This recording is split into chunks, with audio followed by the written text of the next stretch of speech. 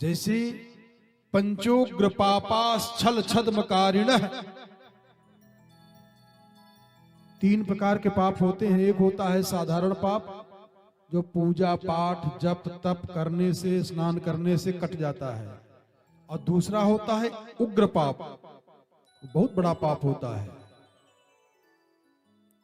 जैसे कहीं आग लगा देना, किसी का हत्या कर देना। जानते हो भागवत जी की कथा इसलिए सबको परम आवश्यक है, परम आवश्यक है। एक विशेष बात बता दे रहा हूं, और आज के समय में जो भ्रूण हत्याएं हो रही हैं, बात समझ रहे हो ना, जो भ्रूण हत्याएं की जा रही अथवा हो रहा है, बड़ा पाप होता है, महापाप होता है। इसका उपचार कहीं मिलेगा नहीं, कहीं नहीं मिल पाएगा। केवल मात्र एक श्रीमद् भागवत जी की सप्ताह की कथा, श्लोकात्मक कथा कराई जाए। नियम तो यह है कि पूरा श्लोक का पाठ 7 दिन में सुने वो आदमी और प्रायश्चित करे कि हे भगवान अब ऐसी गलती जीवन में कभी नहीं होने पाएगी, तब जाके कहीं उसका पाप नष्ट हो पाएगा, और नहीं तो समूल कुल का विनाश हो जाता है। इतना बड़ा पाप लगता है। इसलिए परम आवश्यक है, परम आवश्यक है। सारा काम छोड़ करके, जानते हो न जाने में अनजाने में कितना पाप हो जाता है। उस पाप का प्रायश्चित और पाप को मिटाने का केवल एक सबसे सुंदर, सबसे सुदृढ़ साधन कलयुग में श्रीमद् भागवत जी की कथा है। ये तो थोड़ा सा हमने बता दिया, प्रसंग पे आ जाएं। जिनकी लीला का दर्शन करके जगत पिता ब्रह्मा भी मोहित हो जा रहे हो, सोचो कि आदमी कितना जान पाएगा। ब्रह्मा जी ने 40 श्लोकों में प्रार्थना किया, तब भगवान बड़ी मुश्किल से मुड़ करके देखे, और तब ब्रह्मा जी से कहा, जाओ ब्रह्मा जी अपना ब्रह्मलोक संभालो। इसके बाद और कथा सुनाते गए तो ग्वाल बालों ने जा करके, जब भगवान दाऊ दादा पौगंड अवस्था को प्राप्त हुए हैं, जो खेल रहे थे बच्चे से और थोड़ा और बड़े हुए हैं, श्री सुखदेव जी महाराज कहते हैं परीक्षित को, हे परीक्षित, ततश्च पौगंड वयः श्रितौ ब्रजे बभूव तुस्तौ पशुपाल सम्मतौ गाश्चारयन्तौ हरि सखिभिः समं पदैर् वृंदावनम पुण्यमतीव चक्रतुः। बहुत सावधान होकर के कथा समझिएगा, बड़ी भक्ति श्रद्धा से आपका जीवन सफल हो जाएगा, और आप जीवन जीने की कला जान जाए, कैसे जीना है। पौगंड अवस्था को जब भगवान प्राप्त हुए तो अपने ग्वाल बालों के साथ जाते हैं, गाय चराते हैं। तन माधवो मेणु मुदीरयन् वृतो, अब धीरे धीरे भगवान बांसुरी भी बजाते हैं।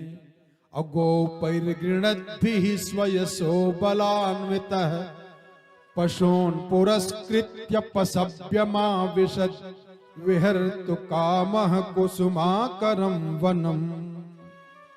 भगवान वन में जाते हैं, गाय चराते हैं ग्वाल बालों के साथ में, और बड़े प्रेम से रहते हैं।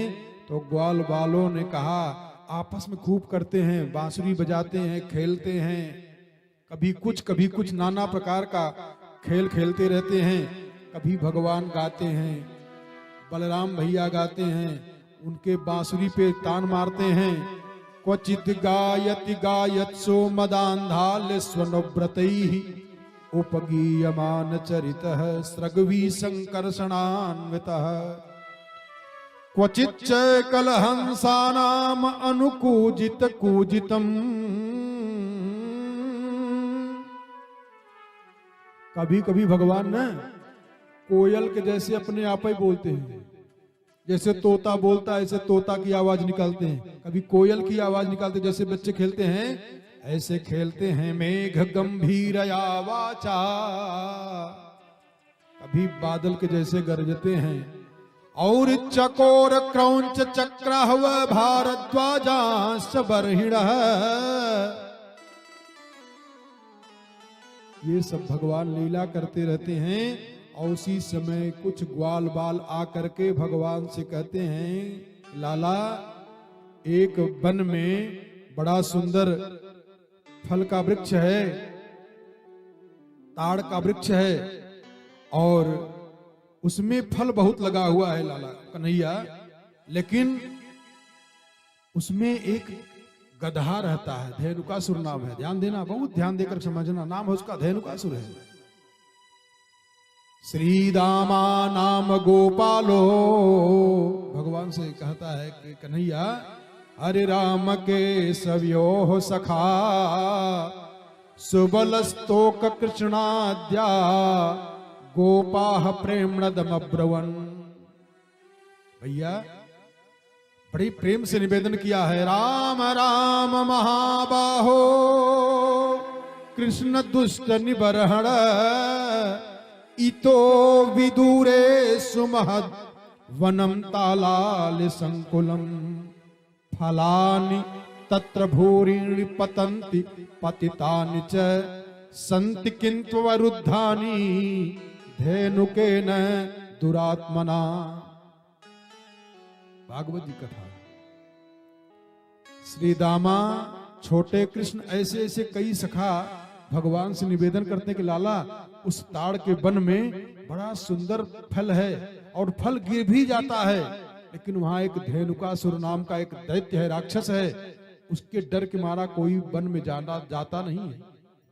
कन्हैया ने कहा फिर कहा मेरी इच्छा है उसी में चला जाए।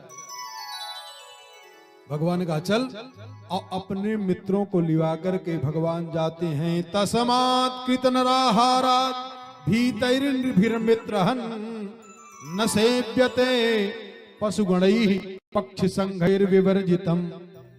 उस धेनुकासुर के डर के मारा कोई भी पशु पक्षी आदमी उस वन में जाबा ही नहीं करता है। भगवान लिवा करके गए, और जब वहां लिवा करके गए तो देखा फलानाम पतताम शब्दम। भगवान ने पहले क्या किया, उस वृक्ष को पकड़ करके हिलाया, फलानाम पतता शब्दम। जब फल के वृक्ष भगवान ने हिलाया तो गिरा, धम धम धम धम गिरना शुरू किया, तब तक वो धेनुकासुर आ गया। जब धेनुकासुर आया तो दुलत्ती मारा भगवान को, दोनों लात से मारा जोर से, और भगवान ने उसके पैर को पकड़ा और पकड़कर कितने जोर से घुमाए, और घुमा करके एक पेड़ पर उठा के पटके बड़े जोर से। धेनुकासुर गिरा तो धेनुकासुर तो गबई किया, लेकिन जो पेड़ था पेड़वा गिरा धड़ाम से। जब पेड़ गिरा तो उस बाग में, उस बगीचा में, उस वन में पेड़ काफी पेड़ थे, तो जब एक पेड़ गिरा इसके ऊपर तो ये भी गिरा धड़ाम से, जब ये गिरा उसके ऊपर गिरा, वो गिरा, ऐसे धड़ धड़ धड़ करते हुए सब तोड़ ताड़ डाले। इसके बाद भगवान ने कहा खाओ भैया, जिसको जितना खाना है खाओ, फल खाओ। धेनुकासुर का वध किया। जानते हो, हमने ये कहा और प्रयास करता हूं कि झूठ न बोलूं यहां से। हमने कहा ना भी यजमान के लिए, ये नहीं कि हमारे यजमान है इसलिए हम इनको बखान इनका कर रहे हैं। प्रथमे नार्जते विद्या, द्वितीये नार्जते धनम, तृतीये नार्जते ज्ञानम, तो चतुर्थे किम करिष्यति। इन्होंने मेहनत करके बनाया, पति पत्नी ने बड़ी तपस्या किया, दोनों लोगों ने ननिहाल में पढ़े, कैसे किए क्या करे हम नहीं जानते हैं ज्यादा, लेकिन इसके बाद भी देखिए चतुर्थे किम करिष्यति। जानते हो, ये कथा एक साधारण अर्थ बता रहा हूं, बहुत साधारण अर्थ बता रहा हूं। गधा की बुद्धि अगर हो जाएगी, धेनुकासुर की बुद्धि हो जाएगी, जैसे किसी के घर में बड़ा धन है, वैभव है, सुख है, संपत्ति है, लेकिन उसको इतना पकड़ के रखेंगे, इतना पकड़ के रखेंगे, तो जानते हो अंतिम में यही दशा हो जाती है। कभी कभी देखे, कहते हैं कि जैसे किसी फलदार वृक्ष में विषैला सर्प लपेटे हो और डर के मारा कोई उसका फल न खाए, ऐसे गृहस्थाश्रम में भगवान ने अगर धन दिया है, वैभव दिया है, और जो इतना क्रूर स्वभाव बनाए हुए है, तो जान लो उसका ऐसे तहस नहस हो जाता है। आज आप देखें, जो कहा जाता है जब ये संपन्नता को प्राप्त हुए तो इनके परिवार, इनके लोगों के मन में भाव आया, भागवत जी कथा होना, भागवत जी कथा होनी चाहिए। धन की तीन गति होती है, या तो धन को धर्म में लगा दीजिए, सो धन धन्य प्रथम गति जाकी, और दूसरा धन की गति है भोग, बढ़िया से खाओ पियो मौज करो, और तीसरी गति है नाश। अगर ये दोनों नहीं किए, धर्म में नहीं लगाए, अच्छे से खाए पिए ठीक से रहे नहीं, तो अंतिम में तो धन का नाश हो जाएगा, कोई दूसरा भोग करके जाएगा। और बताऊं, जैसे इन्होंने मेहनत करके समृद्धि अपने परिवार की बनाए, इसके बाद धर्म की दृष्टि से भी बनाए, ठीक किए, ये बुद्धिमानी है। और इसके बाद अब जो है भगवान की कृपा जैसे हो चलती रहे। क्षितम पीत्वा संपरे तस्य पुनरुत्थानमात्मनः।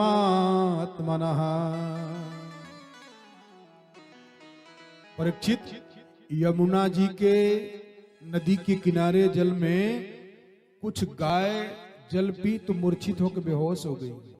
पक्षी जाते रहे ऊपर से बेहोश हो जाते थे, तो कहा क्यों हो जाते थे ऐसा महाराज?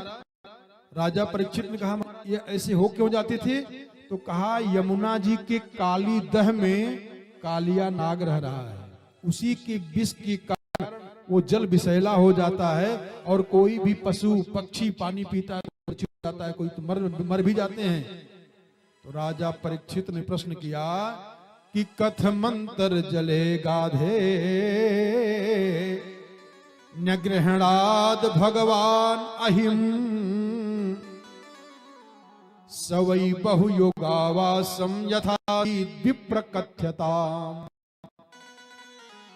हे गुरुदेव, विषैला सर्प पानी में रहता है, पहली बार सुन रहा हूं, और इतने दिन तक कैसे वो पानी में ही रह रहा है?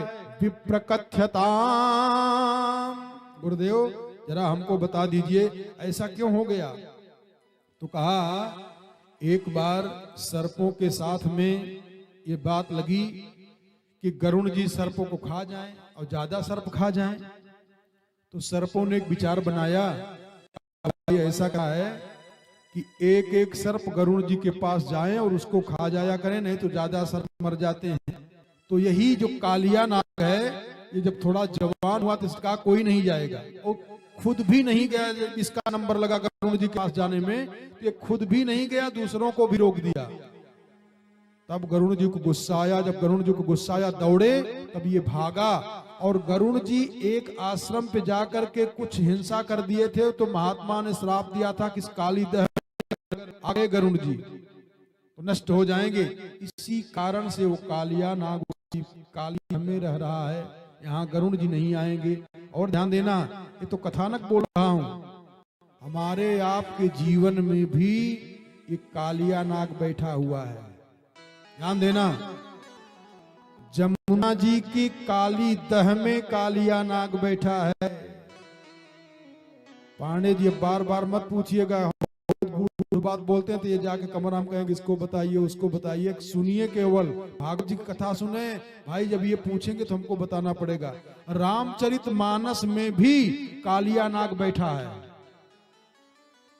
ध्यान देना, श्रीमद् भागवत जी के यमुना जी के काली दह में कालिया नाग बैठा है, और यमुना मैया मनाई है हमारा विवाह भगवान के साथ में हो, भगवान की पटरानी बनेगी यमुना जी।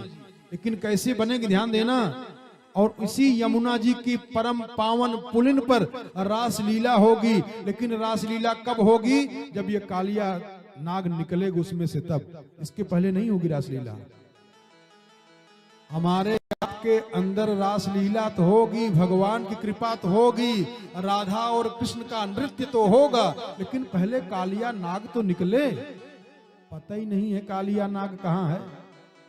ध्यान देना, सबसे बड़ी बुद्धिमानी है कि अपने दोष को जान जाना, अपनी बीमारी को जान जाना, अपने दुर्गुण को जान जाना। तो जिस दिन आप अपने दुर्गुणों को जान जाएंगे, जिस दिन आप अपनी बीमारी को जान जाएंगे, उसी दिन आपकी बीमारी, आपका दुर्गुण कम होना शुरू हो जाएगा।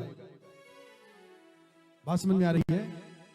अरे आप स्वयं भी सचेत हो जाएंगे ना। जैसे आपको पता चल गया कि हमको शुगर हो गया है, तो आप कुछ तो कम कर ही देंगे, भाई मीठा कम खाएंगे, चावल कम खाएंगे, ये कम करेंगे।